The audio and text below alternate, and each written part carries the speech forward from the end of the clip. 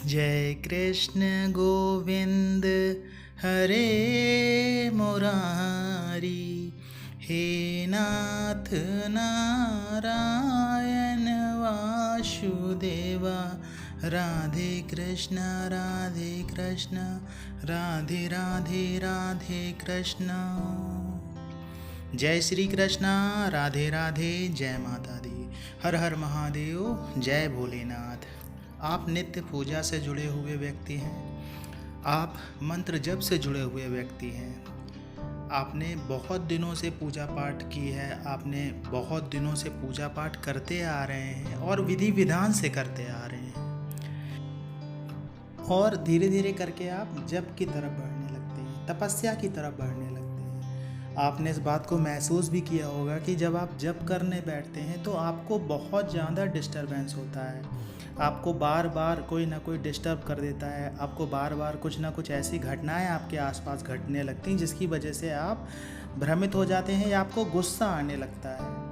ऐसा इसलिए होता है क्योंकि जब हम जप करना शुरू करते हैं तो हमारे जो शरीर का ऑरा होता है या हमारी जो शरीर की ऊर्जा बढ़ रही होती है वो सक्रिय अवस्था में होती है। देखिए, जैसे कोई फ़ोन है, फ़ोन ऑफ रखा है, जब ऑफ होगा तो उसमें बिल्कुल भी पावर नहीं होगी, ऊर्जा नहीं होगी और उस फ़ोन का कोई कार्य नहीं है। लेकिन जैसे ही हम उसे चार्जिंग पे लगाते हैं, चार्ज हो जाता है फ़ोन। चार्ज होने के बाद में उसमें बहुत सारे फंक्शन हो जाते हैं, व्हाट्सअप हो जाएगा, यूट्यूब आ जाएगा, आप कोई गेम खेल सकते हो, कुछ भी कर सकते हो, पैसे ट्रांसफ़र कर सकते हो, आप फ़ोन कर सकते हो, बात कर सकते हो।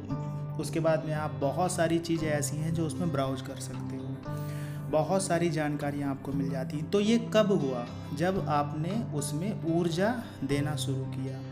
तो यही होती है मंत्र की ऊर्जा। इसी तरह से मंत्र की ऊर्जा होती है। आपका शरीर जो था एक तरह से ऑफ था आध्यात्मिक क्षेत्र में। जैसे ही आपने मंत्र जप करना शुरू किया तो आप अपने शरीर को धीरे धीरे करके चार्ज करते जा रहे हैं। जब शुरू में आप अपने शरीर को चार्ज करते हैं मंत्र जप के जरिए तो वो ऊर्जा सक्रिय अवस्था में बढ़ने लगती है, आपके ऑरा में बढ़ने लगती है, आपके जीवात्मा में समाने लगती है। तो ऐसे में क्या होता है कि सक्रिय अवस्था में जब होती है तो बहुत सारी ऐसी ऊर्जाएं होती हैं जो नकारात्मक किस्म की होती हैं, जो हमेशा आपके चारों तरफ बनी ही रहती हैं। वो किसी व्यक्ति के माध्यम से हो सकती हैं या आसपास के क्षेत्र के माध्यम से होती हैं। तो वो ऊर्जाएं आपके ऑरा में प्रवेश करना चाहती हैं, क्योंकि आपका जो ऑरा होता है वो धनात्मक होता जाता है, धीरे धीरे पॉजिटिव होता जाता है। तो वो नकारात्मक शक्तियों से लड़ने का प्रयास करता है, नकारात्मक शक्तियों से लड़ने का प्रयास करती है। तो वो आपके ऑरे में जब परिवर्तन होता है तो आपको गुस्सा आना शुरू हो जाता है।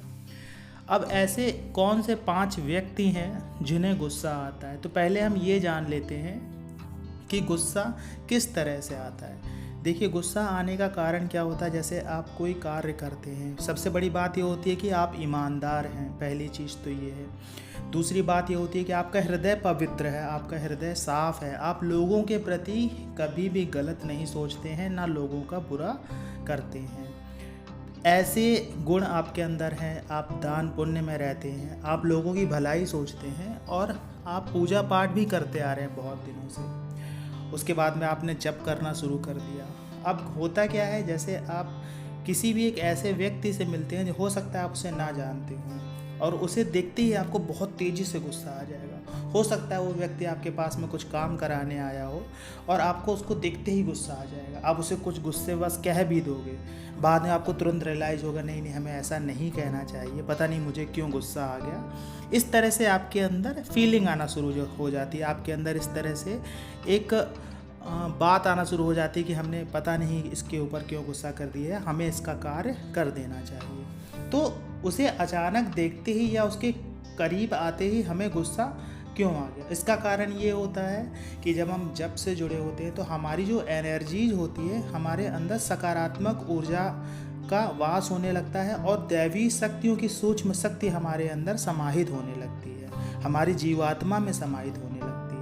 तो ऐसे में जब कोई भी नकारात्मक व्यक्ति है जिसके अंदर नकारात्मक शक्तियाँ होती हैं या जिसके अंदर कोई ऐसे घृणित कार्य होते हैं जो उसने भूतकाल में किए होंगे या उसने अपने जीवन में कुछ ऐसा कुछ गलत कार्य किया होगा जो अनैतिक होगा, जो लोगों को परेशान करते होंगे, इस तरह के व्यक्ति हो सकता है आपके सामने अच्छे बनने का प्रयास करें, लेकिन आपकी अंतरात्मा, आपका ऑरा, आपका तपोबल और आपकी जीवात्मा की जो ऊर्जा है उसे पहचान ही लेगी और उस पर गुस्सा करेगी। भले आप उसका काम कर देंगे लेकिन फिर भी आपको अंदर ही अंदर गुस्सा चढ़ती रहेगी।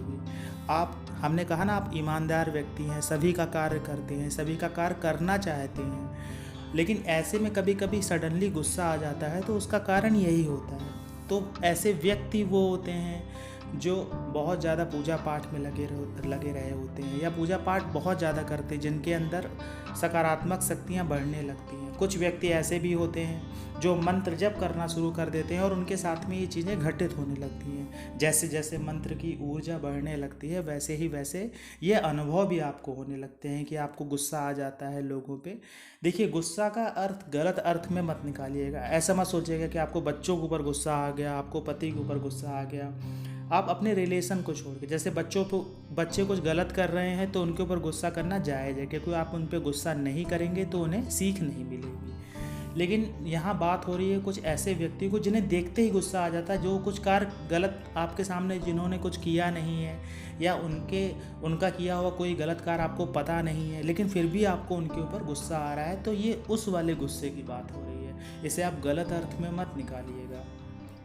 तो आपको गुस्सा आने लगता है तो इसका संकेत ही हो जाता है कि जिन देवी देवताओं की आप उपासना कर रहे हैं, जिन देवी देवताओं की आप साधना कर रहे हैं, वो आपसे जुड़ने लगी हैं या उनकी जो सूक्ष्म शक्ति होती है वो आप में समाहित होने लगी है। कुछ व्यक्ति ऐसे भी होंगे जो पूजा पाठ नहीं भी ज़्यादा करते होंगे, थोड़ी सी ही पूजा पाठ करते होंगे, लेकिन मंदिर भी जाया करते होंगे, नित्य नहीं जा पा रहे होंगे तो महीने में 1-2 बार जाते होंगे, लेकिन उनका हृदय बहुत पवित्र होगा।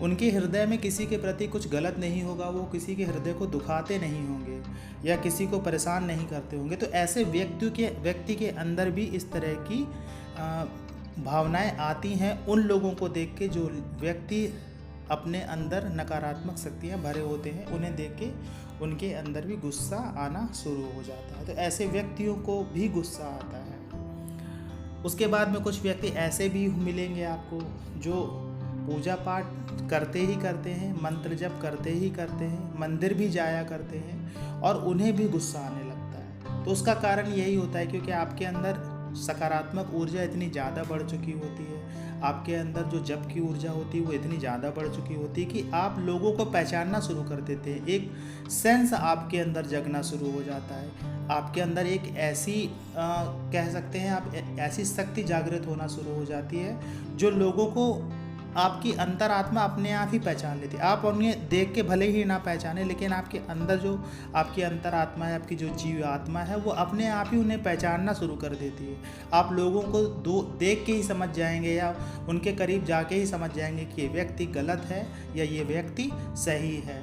जीवन में बहुत सारे व्यक्ति ऐसे होते हैं जो लोगों को पहचान नहीं पाते हैं और अपने जीवन में धोखा खाते हैं। लेकिन अगर आप इन सब चीज़ों से जुड़े रहते हैं, पूजा पाठ से जुड़े रहते हैं, अध्यात्म से जुड़े रहते हैं, मंत्र जप से जुड़े होते हैं, तो आपको बहुत ही कम लोग ऐसे होंगे जो आपका गलत करना चाहेंगे या आपके करीब ऐसे बहुत कम लोग आएंगे जो व्यक्ति गलत करते हैं। वो आपसे दूर दूर ही रहेंगे और वो शक्तियाँ ऐसे लोगों को आपके पास में आने ही नहीं देंगी। लेकिन ये सब चीज़ें शुरुआती दौर में बहुत ज़्यादा होती है, जब हमारा ऑरा सक्रिय अवस्था में होता है या एनर्जीज़ को गेन कर रहा होता है। जब हमारा ऑरा या हमारी जीवात्मा सकारात्मक ऊर्जाओं को गेन कर रही होती है, उस समय हमें ऐसे अनुभव होते ही होते हैं। आशा ये जानकारी आपको अच्छी लगी होगी। जानकारी अच्छी लगी हो तो वीडियो को लाइक करिएगा। कमेंट्स में जय माता दी, जय श्री कृष्णा, हर हर महादेव लिखिएगा। मिलते हैं आपसे अगले वीडियो में नई जानकारी के साथ में। तब तक के लिए जय श्री कृष्णा।